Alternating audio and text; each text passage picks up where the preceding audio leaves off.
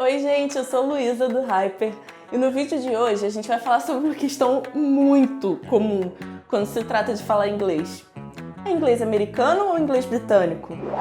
Antes de começar o vídeo, se inscreve no canal para não perder nenhuma novidade.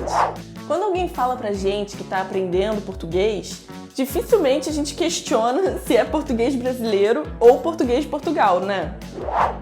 E sim, existem algumas diferenças entre o português falado no Brasil e o falado em Portugal, mas no fim das contas é a mesma língua, né?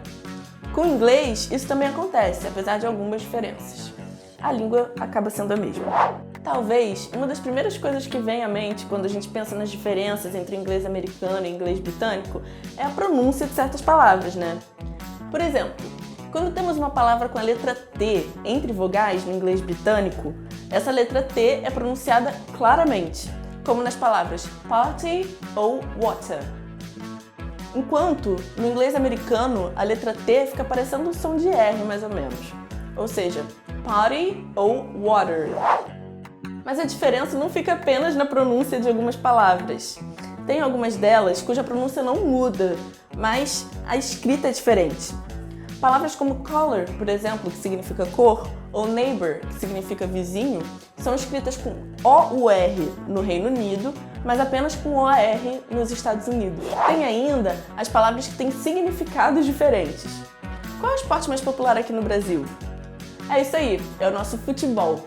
No Reino Unido, esse esporte é conhecido como football, enquanto nos Estados Unidos ele é chamado de soccer. O que nos Estados Unidos é chamado de futebol é o que conhecemos aqui como futebol americano, que no Reino Unido chamam, dentre outros nomes, de American Football. Há vários outros exemplos ainda, como caminhão, que no inglês britânico é lorry, enquanto no inglês americano é truck. Ou a calçada para os pedestres, que é pavement na Inglaterra e sidewalk nos Estados Unidos. Quando uma pessoa está de férias, os britânicos dizem que estão on holiday e os americanos dizem que estão on vacation.